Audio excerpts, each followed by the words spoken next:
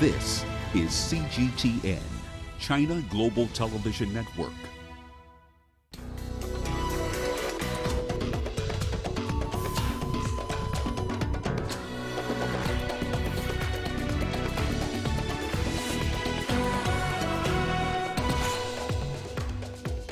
The military council in Chad pledges to return power to civilians in 18 months, but rebels insist on marching on the capital. Widespread celebrations in the U.S. after jury finds ex-policeman guilty in George Floyd's death.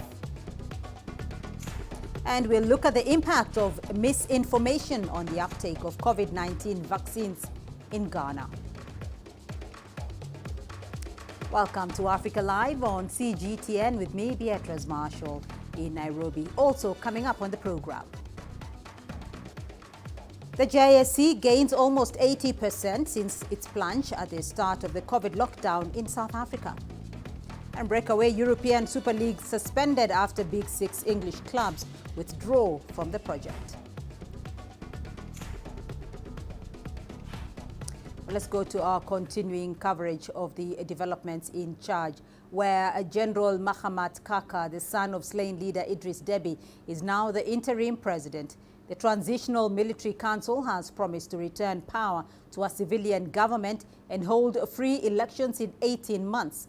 But the Front for Change and Concord rebel group in the north of the country has rejected the military transition plan and say it will still march to the capital in N'Djamena. We'll bring you more details on that story as it emerges. Now, the United Nations and the U.S. have sent their condolences to the Chadian government and people following the death of President Idris Deby.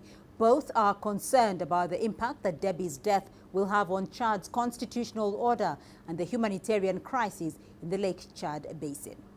Secretary General is deeply saddened to hear about the passing of President Idris Deby of Chad. He expresses his deepest condolences to the president, as well to the president's family, as well as to the people and the government of Chad. The situation in the country is characterized by growing humanitarian needs linked to the conflict in the Lake Chad Basin, as well as the effects of climate change. We, along with our partners, are continuing our operations in the country to assist impacted communities. The humanitarian response plan for Chad is seeking $617 million this year. To date, it's only 6% funded.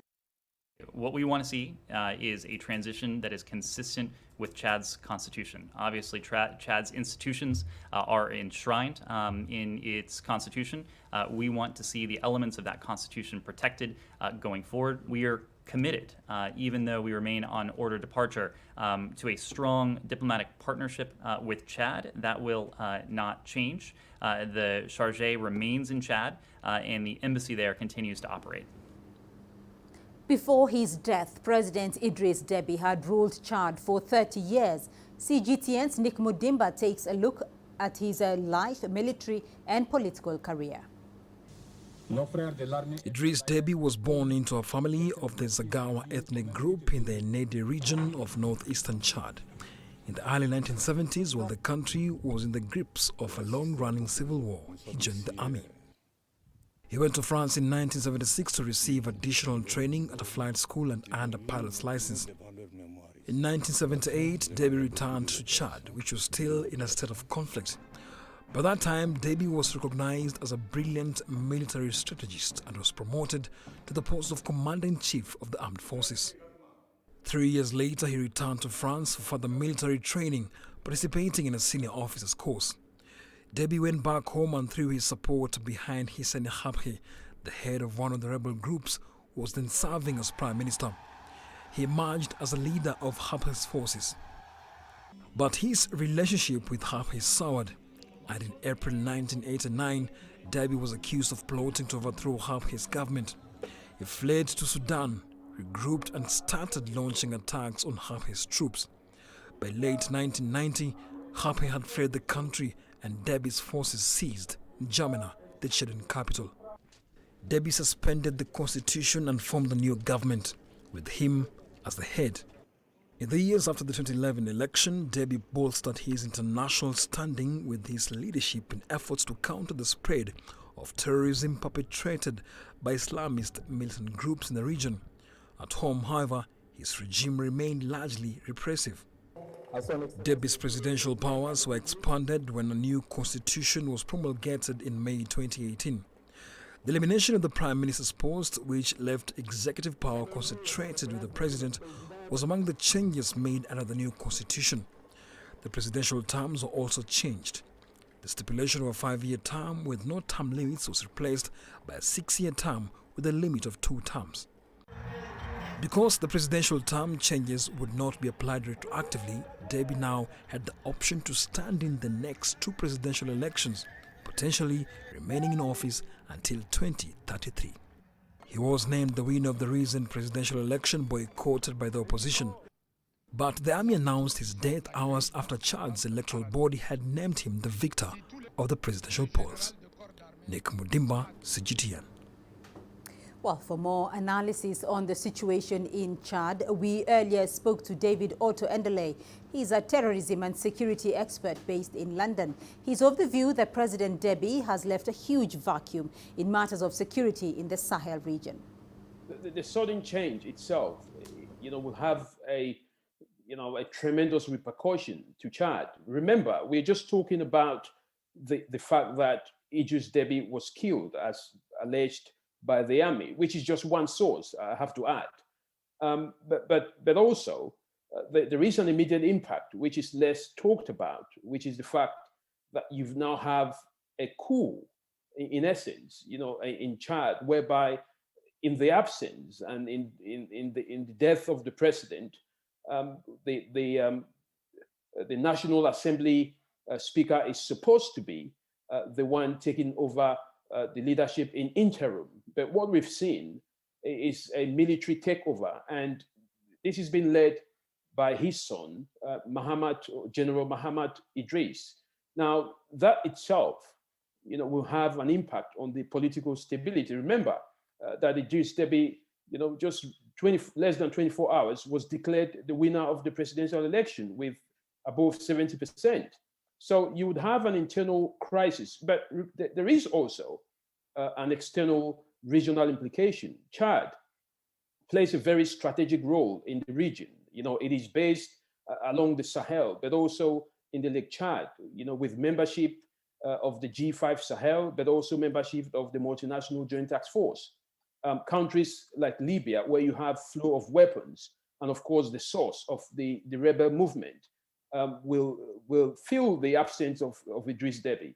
You've got Nigeria, with many islands occupied by Boko Haram. You've got Niger, which is the weakest link, but also Cameroon, with refugees flowing in as a result of the tensions that are mounting in Chad. Central African Republic is not taken out of the equation too, with alleged rebels from Chad aligning with ex-President Francois Bozize. So the repercussions will be highly felt, not just within Chad, as I've mentioned, but regionally as well. On one hand, Debi was seen as a reliable ally for Western powers like France, as you mentioned, the United States, in terms of the combat against Boko Haram and the Islamic State and Al-Qaeda movements in the region. On the other hand, Debi was seen as a strong man in the region, that could change dynamics within the region. And, he was seen as some kind of an impediment to perhaps, Western penetration into Central African Republic, and also the region at large. I think taking away Debi out of the equation, will be a devastating blow from both ends. There is no one at the moment in Chad, to rely on, except, the son will have to fill the big shoes. In the meantime, though, the Transitional Military Council has promised to return power to a civilian government and hold free elections in 18 months.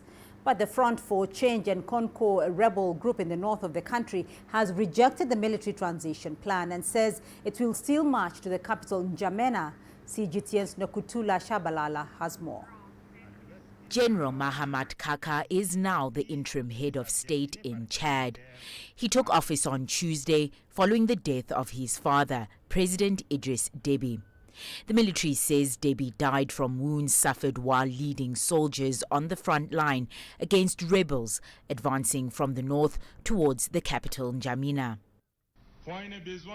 We have to say that the death of this great statesman is an enormous loss for Chad and Africa. He'll be remembered for his multiple actions around the world for peace, security and stability. The Transitional Military Council, the Defense and Security Forces say they are not seeking to seize power.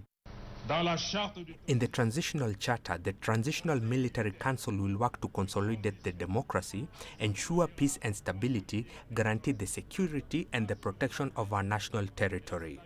We would like to reassure people that the members of the Transitional Military Council will return power back to a civilian government through free and democratic elections within 18 months. But in a statement, the Front for Change and Concord in Chad rebel group has rejected the transition plan and vowed to continue its offensive towards the capital. Meanwhile, Chadians living in the capital are concerned about what many feel is an uncertain future. May he rest in peace. We've known only him as a country's leader. He's worked hard for the prosperity and the security of the people. No one complained about their social status during his reign. Today is a difficult day for us. May he rest in peace. What we are waiting for is, how do you call it? The moment of transition. We don't want another military representative in power during this transition because there will be problems again. A civilian is needed.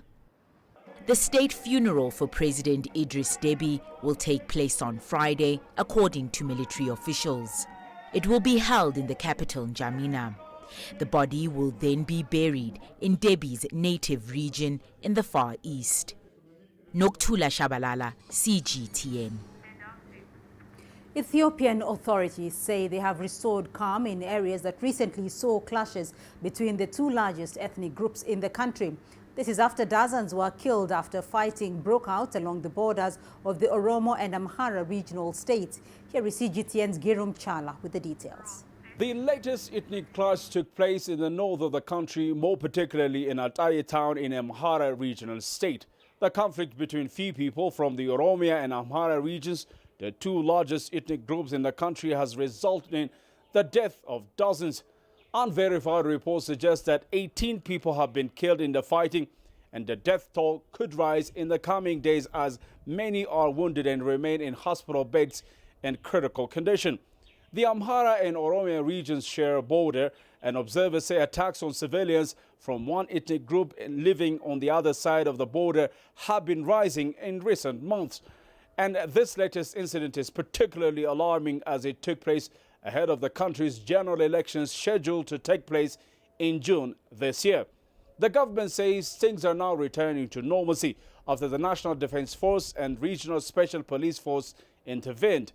And they have pledged that those behind the latest violence will be brought to justice. Grumtala, CGTN, Addis Ababa, Ethiopia. Egypt has dedicated 2021 to be the year of increasing religious awareness. The country is launching a national campaign to fight extremist ideologies. The campaign will include lectures on the moderate teachings of Islam as part of efforts to prevent terror groups from exploiting and recruiting vulnerable members of the public. Adel Makhroui tells us more. Egypt is establishing communication channels with the youth and the unemployed to educate them on moderate religious teachings. The Ministry of Endowment, the government's arm in managing mosques and public religious lecturing, is leading the project. It has partnered with 20 universities and the National High Media Council to spread educational lectures.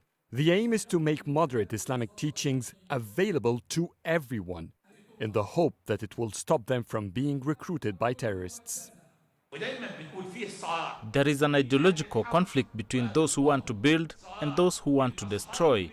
In this conflict, there are those who strongly believe in the nation and others, unfortunately, are against the nation entirely. Both won't change their stances. The majority are those in gray areas. People who could sway to either side, those people are our target. The country has named 2021 as the year of religious awareness. The education program was launched in the Sinai, the northern region of which has been for years a stronghold for terrorist groups. Since 2013, terrorism has posed a major threat to the country. Additionally, the Ministry of Endowments partnered with universities to provide free graduate studies programs for religious lecturers. We are renewing the religious preaching methodologies.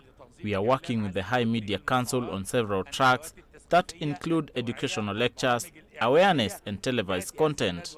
We are relying on a number of well-trained men and women, preachers and journalists to build awareness about proper religious matters. Egypt is also creating mass communication platforms for religious teachings. With all these information avenues, the government says it's building a strong platform to bridge the existing gap in religious information. The Religious Educational Program complements Egypt's 2045 vision for the Sinai, a comprehensive economic plan that aims to create jobs for the youth. The government believes that both programs could diminish terrorist groups' recruitment chances and put a final end to their threats. Adel Mahroui, CGTN, Cairo. You're watching Africa Live, still ahead on the program. Widespread celebrations in the U.S. after a jury finds ex-policeman guilty in George Floyd's death. And we look at the impact of misinformation on the uptake of COVID-19 vaccines in Ghana.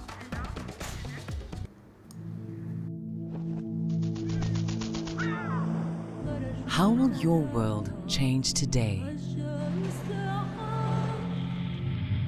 What happens here? What happens there? Or what you make happen for yourself? If it matters to you, it matters to us too. Your stories are the stories that need to be told. Africa Live. Find your voice. I try to not let it affect me, but there are days when it does. I'm a human being, and to see patients in a hospital bed and their family members are not there, there's no one there to hold their hand, that human touch, you know?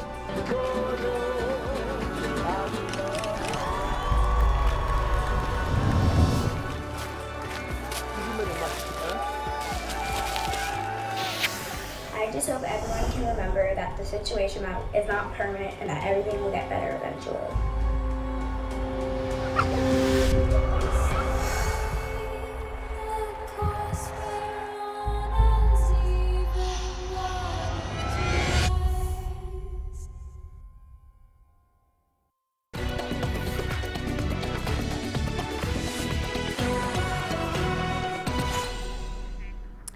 And now the latest from the U.S. city of Minneapolis. Former police officer Derek Chauvin has been found guilty of the killing of African-American George Floyd.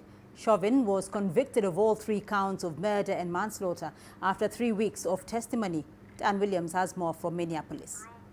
Hundreds of people packed the park just outside the courthouse here, and they really met with quite a lot of tension to begin with. Many people arriving fearing the worst, and then the call came out guilty, and there was just this eruption of jubilation, really. People were crying, hugging. It was quickly turned into quite a carnival atmosphere. As for Derek Chauvin, well, the charges against him, second-degree murder, third-degree murder and second-degree manslaughter, the jury took less than 10 hours to reach their decision, and guilty on all of those charges. Now, Chauvin himself showed little emotion at that stage while these verdicts were being read out. Of course, he's now had his bail revoked, so he is now back in prison, back behind bars, Minnesota Correctional Facility. Sentencing will take some 8 weeks or so from now. Before that comes around, of course, second-degree murder comes with a maximum penalty of 40 years in prison. We wait to see what that will likely be. We also heard from the Minneapolis Police Chief, Arredondo. Tonight, he put out a statement as well, saying that he thanked the officers, saying it's been a difficult year, but going on to say that it's been recognizing that the community is hurting, saying that he has hope, but we need calm. It's time to use our humanity and lift each other up, he said. Meanwhile, protests have broken out in the city of Columbus, Ohio, after a teenage black girl was shot dead by police. The shooting happened just minutes before the guilty verdict against Derek Chauvin was announced. Authorities say the victim was killed when police confronted her after responding to an emergency.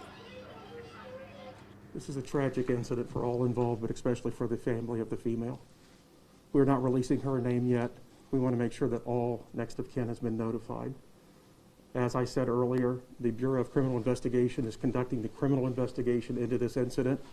At the conclusion of that investigation, the Division of Police will conduct an administrative review of the actions of this officer and all officers at scene. Health experts in Ghana are warning that misinformation about COVID-19 vaccines has made some people reluctant to get vaccinated. They want the government to raise awareness about the vaccines so that more people agree to get inoculated. CGTN's Nabil Ahmed Rufai reports from Accra. Adehamond falls within the last group of people to be vaccinated against COVID-19 in Ghana, per the country's rollout plan, which is by the end of the year. But she's uncertain about taking the shot. I heard some people died in the UK after taking the vaccine. Here in Ghana, some people complained of side effects after getting the shot. I don't know what will happen to me when I take the jab, so I'm afraid of the COVID-19 vaccination. More than 800,000 people in Ghana have so far received the first dose of the AstraZeneca vaccine. The initial phase targeted healthcare workers, journalists, and vulnerable groups when it began in March. Health experts say misinformation about the potential side effects of COVID-19 vaccines and fake news could be preventing people from getting vaccinated. The people who are good at explaining and sending messages are the bad news. It's the one that travels very fast, because you don't need too much to say that the vaccine is not good. You need to spend more time before you explain to the person that the vaccine is good. Rabiu Alassan is part of a WHO African network of fact-checkers trying to fight misinformation about COVID-19 vaccines and the pandemic. When we had reports that some European countries had suspended the deployment of the vaccines because of blood clots, I think one important step that we took as the WHO Africa Infodemic Alliance was the swift nature. The Secretariat sent us the verified information with regards to what had come from the European Medical Agency. So quickly we put out that information with regards the credible information that had come up. Ghana says it expects to receive more doses of AstraZeneca vaccines next month. It will use it to roll out the second shot to people that have already received the first dose. Ghana aims to vaccinate 20 million people by the end of the year.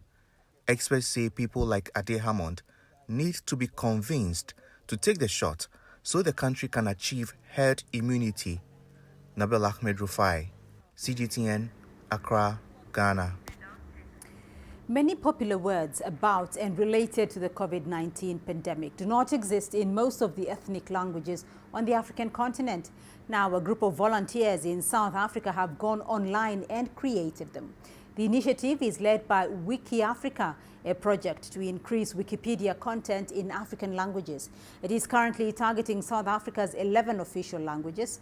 CGTN's Yolisan Jamela has more. In a time of government-enforced lockdowns to stop the spread of COVID-19, digital technology has enabled the continuation of communication, work, and other aspects of life. But here on the African continent, millions of people are still unable to connect to the internet. And according to research done by Global System for Mobile Communications, a mobile operators trade body, even Africans who can get on the web often struggle to find content they can relate to and content that is curated in their own language. In South Africa, a group of volunteers want to change that scenario. They've gone online to create COVID-19 related terminology in the main South African languages. It's an initiative led by Wiki Africa, a project to increase Wikipedia content in African languages. This is part of a larger body of work, a larger program called Wiki Africa Education. Wiki Africa Education kind of stems from an unbelievably simple point, which was that on Wikipedia today, there's more information about the city of Paris, about France, than about all 55 countries in Africa combined. When you dive deeper and you go into African languages, the problem just exacerbates, it gets worse. For now, in South Africa, the translations are done for two of the main languages, isiXhosa and isiZulu. We went with languages that had a large group of speakers in the regions that we were looking at. And that's how we came up with our choice of languages there. Perry Mason Williams, a Johannesburg-based accountant and classically trained vocalist, is one of the volunteers. I decided to volunteer because I felt that it's so important, that we not only use, our indigenous languages, but that we also preserve, our languages, our indigenous mother tongues. Language is so important. It's such a powerful tool, and this reminds me of the famous quote by Utata Nelson Mandela, when he says, if you speak to a man in a language he understands, that goes to his heart. The drive by Wiki Africa was launched by the Moleskine Foundation in 2006. It has since contributed more than 40,000 written entries, images, and video files for the wildly popular online encyclopedia. Yolisan Jamela for CGTN in Johannesburg, South Africa. The coronavirus pandemic has seriously affected women living in rural areas, leaving many struggling to provide for their families. But women in rural parts of Western Kenya are showing their resilience during this crisis by playing their part in preventing hunger in the community while also earning a living in the process. CGTN's Daniel Arap Moy reports. This is Siatok Women's Group in Kenya's western city of Kisumu. The women here have been supporting each other through farming as they seek to improve their economic well-being during this coronavirus pandemic. We wanted to eradicate poverty within the community. We are helping widows who are vulnerable and children also. We pay for the children, vulnerable children's school fees, and we are also doing farming as a business. Most of us also keep poultry. The COVID-19 pandemic has hit women across the country hard. It has also led to job losses and increased unemployment. But not for these women. They have been fairly busy thanks to their ventures. From the farming that we have been doing, we have been selling our bananas so that at least we generate an income to support our families at home. While many are facing unprecedented challenges, women are especially bearing the brunt of economic and social fallout of COVID-19. Despite the challenges thrown their way by the COVID-19 pandemic, these women in Western Kenya are happy that their hard work is reaping rewards. As a group, we have been doing well. Whenever we plant things like amaranth, when we sell them, we divide some money we give to the widows. Projections from the International Labour Organization suggest the equivalent of 140 million full-time jobs could be lost due to COVID-19, and women's employment is 19% more at risk than men during this pandemic. But for members of the Siatok Women's Group, these tough times have also seen them make great strides in becoming self-sufficient. Daniel Arap Moy, CGTN, Kisumu, Kenya.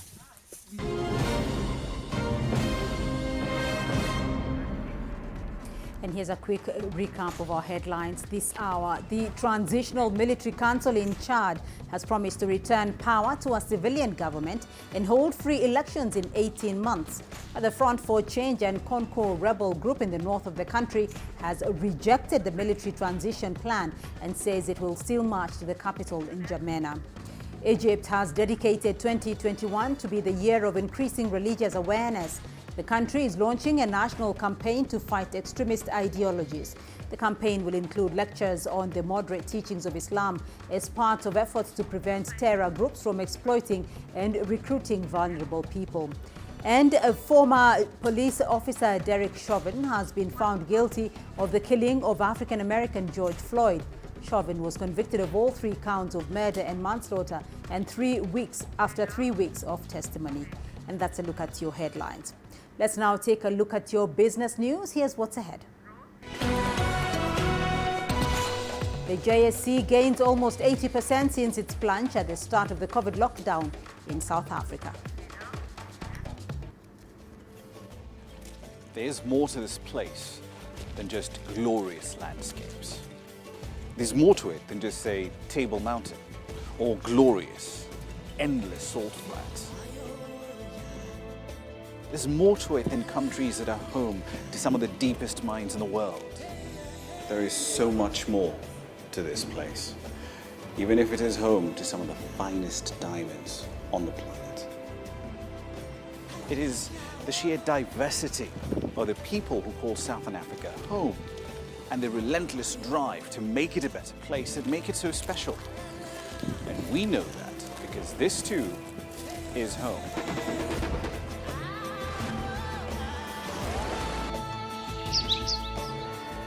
No one knows Southern Africa like we do. CGTN. See the difference.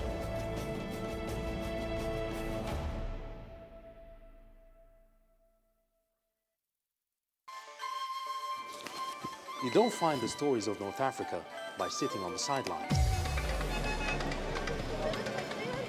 You've got to get out, go there, and you'll find them. In the bazaars of Casablanca. Among the crowds in Cairo. Who come to visit Cairo, the ancient capital of Egypt. Along the waters of the Nile. Along the sands of the Sahara. No one else will take you where we can in North Africa. No one else will show you what it's all about. CGTN, see the difference.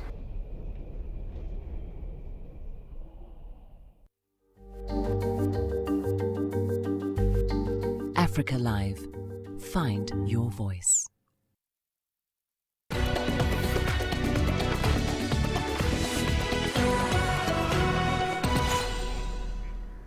The JSE has gained almost 80% since its plunge at the start of the lockdown in March this year.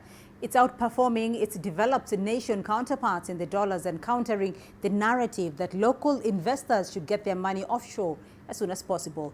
The all-share index has delivered an impressive 13.1% in dollar terms thanks to strong commodity prices, which have benefited heavyweight resource counters such as Anglo American and BHP.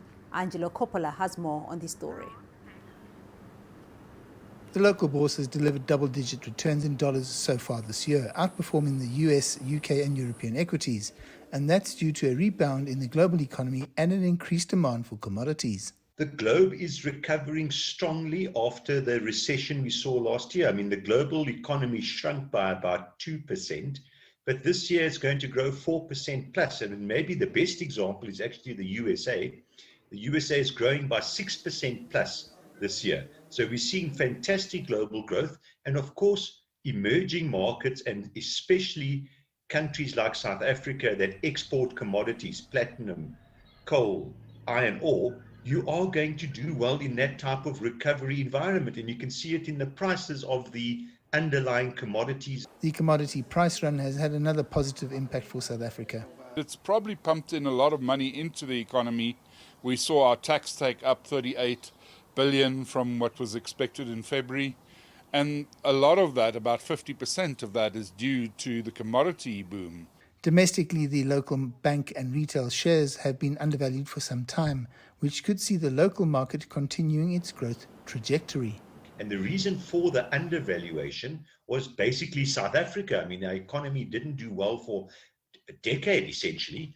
And of course, people know what happened last year, but this year looks a lot more promising. We also grow by over 4% this year. So we've seen some recovery in the domestic shares. There's another institutional investor spin-off to the higher commodity prices.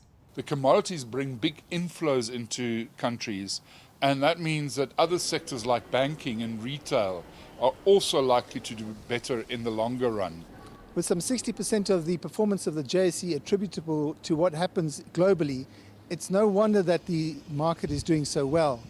What happens going forward will depend on what happens internationally. I'm Angelo Coppola for CGTN at the JSE in Johannesburg, South Africa. The Central Bank of the Democratic Republic of Congo has cut its key interest rate from 15.5% to 10.5% following an improvement in the country's economic outlook. The bank says the cut was made possible due to a slowdown of inflation. CGTN's Chris Ochamringa has more. The DRC's central bank says a drop in annual inflation enabled it to lower the country's key interest rate. The rate reflects the cost of borrowing money in different markets. Congolese authorities expect the rate of inflation to dip further to 4.54% by the end of the calendar year. Last year, the central bank raised its estimate for economic growth to 1.7%, given the strong performance of the DRC's mining sector. The International Monetary Fund says the country's economic outlook is focused at 3.85% this year. The DRC is the world's top copper and cobalt producer, and the prices it has been able to charge for its mining exports is seen as a key reason for its economic growth. Chris Ochamringa, CGTN, Kinshasa, Democratic Republic of Congo. Nigeria's oil production level is gradually rising, hitting 1.57 million barrels per day last month and exceeding its OPEC quota. While it's good news for Africa's largest economy, which needs all the money it can get from oil sales, some analysts fear pumping beyond its quota could land the country in trouble with OPEC. Here is CGTN's Deji Badmos with more on that story. Nigeria's oil production benchmark for this year is 1.86 million barrels per day, a target it's so far not met. And with the country's OPEC quota fixed for around 1.5 million barrels per day, it's highly unlikely Africa's biggest oil producer will meet its budget production benchmark. But the country is currently pumping out slightly more oil than its OPEC quota. In March, it exceeded its quota by 70,000 barrels per day. What it means is more money for Nigeria in terms of FX, quite a number of impact. Is going to help us boost the foreign reserve. Our government revenue has been a lot of concern in recent past. We've continued to borrow, but with more revenue coming to the federation account, is going to have impact expectedly on federal government, state government, and local government. Revenue from oil sale accounts for around 90% of Nigeria's forex earnings. But with a significant drop in oil receipts due to the COVID-19 pandemic, the country is now battling severe forex shortage, which is in turn mounting pressure on the local currency, the naira. So, the country would be hoping OPEC continues to tolerate the current situation, where it is producing more than its quota. A number of OPEC nations have been notorious for, at the background, violating those targets set from them. So it's basically things that happen every now and then. But the real impact on our economy is really how the proceeds of what comes from OPEC is managed. So in terms of the income that comes in, yes, there's greater money for government to spend in terms of building roads to meet their obligations like salaries and all of that. All those things are possible. But that all depends on how governance is managed, not on the price of crude oil. Nigeria has been borrowing massively to fund its budget, but there are concerns over the debt levels as revenue has slowed. While the government is diversifying its streams of income and doing all it can to drive up non-oil revenue, it is still keeping a very close eye on what happens in the global oil market. If things continue to hold as they are now, or even improve, Nigeria could then begin to breathe easy. Deji Badmos, CGTN, Lagos, Nigeria. Egypt is seeking to tap into archaeotourism to grow earnings amid a slump in inflows from the pandemic-hit tourism industry. The North African country has in recent months been boosted by a host of archaeological discoveries and events that have grabbed the world's attention. As Yasser Hakim tells us, experts believe there is a golden opportunity for Egypt's archaeological tourism to regain its allure with more discoveries.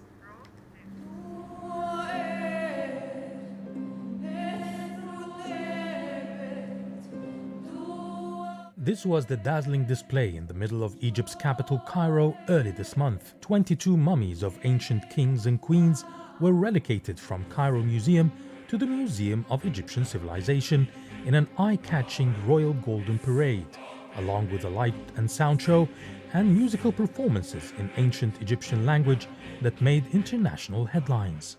A few days later, the first discovery of its kind was made, the Lost City, a well-preserved 3,000-year-old administrative, industrial and residential city was found underground in Luxor. Egypt has been aggressively showcasing these milestones and other discoveries that could help draw more high-end cultural tourists to the North African nation. While the whole world is suffering from a complete and total closure, Egypt has been working effortlessly to show the world that we're still finding new discoveries, that we are moving the mummies from one museum to the other. I think it was quite positive because it struck the world. It shocked everyone that we were able to organize such an event in the streets of Cairo. Despite the pandemic, it was positive for tourism. It was positive also to show the world that we are waiting for tourists to come as soon as the travel becomes available and allowed. Egypt's tourism revenues dropped from $13 billion in 2019 to $4 billion in 2020, as the COVID-19 pandemic hammered the vital industry that's a major source of hard currency for the country. In a bid to keep the crucial industry in the spotlight, Egypt has turned to unlocking its rich ancient monuments history as an alternative to the pandemic-hit traditional tourism industry. It is quite important, of course. Egypt sits on a unique civilization and unique archaeological sites that is never placed in the world. You can visit beaches and amusement places anywhere else in the world, but the combination between the sun, sea and sand and the archaeology and the activities that the traveler can do cannot be found anywhere else in the world. With the fast tracking of the COVID-19 vaccine inoculation drive in Europe, which is Egypt's biggest market, officials expect October 2021 to be the turning point for the industry, as bookings pour in for the next winter season. The archaeological events are not over yet. More discoveries are expected in the next few months, and then this will be followed by the opening of the Grand Egyptian Museum in the second half of 2021. Yes, Hakim for CGTN, Cairo. Let's now take a look at what's coming up next. We still have more news for you on the program. Take a look. We look at how a startup company is helping to raise productivity levels in rural Zimbabwe.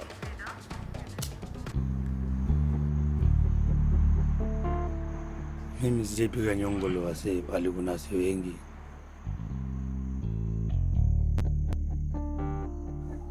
Ninachezanga na dada yangu juu pia mimi sipendi kukufa.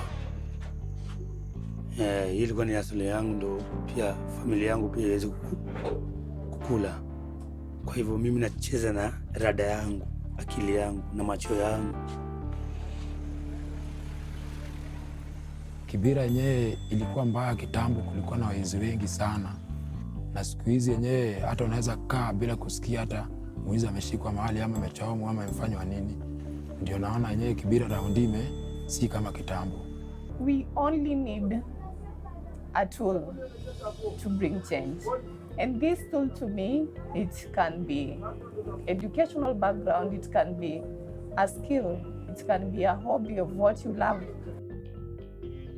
I wanted to use my expertise in the media to nurture that talent, to mold them to become the future journalists.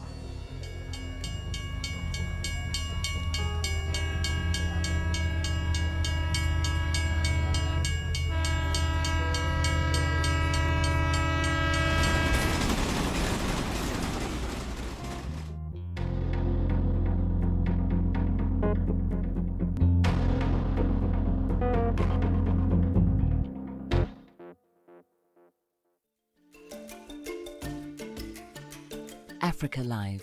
Find your voice.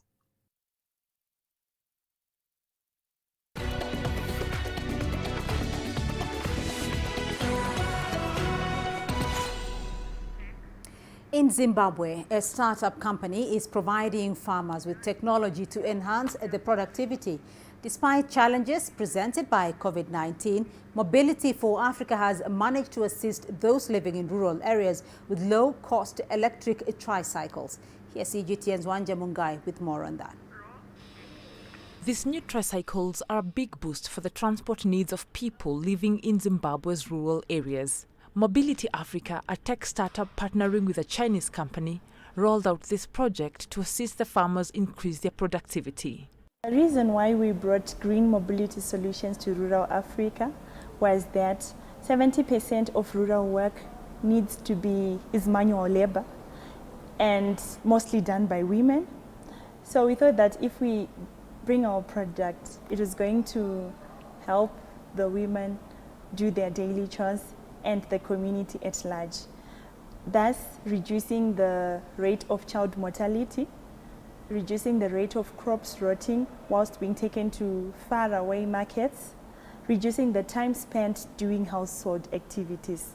The coronavirus pandemic has affected distribution programs due to the strict health restrictions.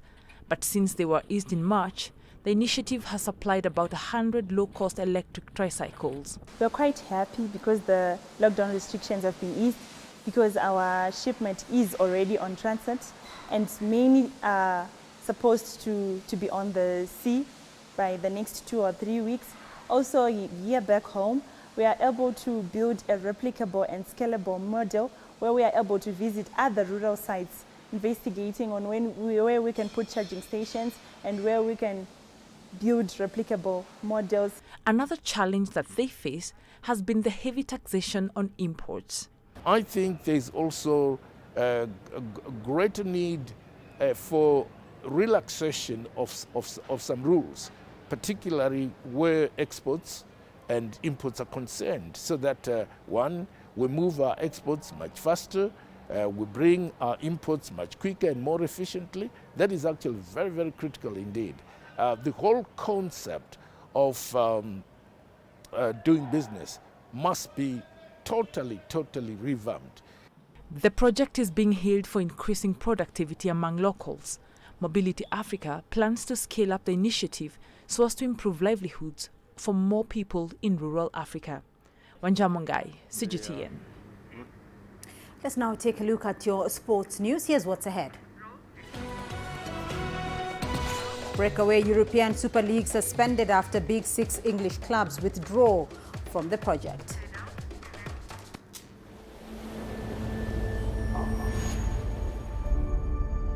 How would you create your legend? On the fields, on the tracks, in the arenas of Africa. Were you born to be a player? Could this moment be yours?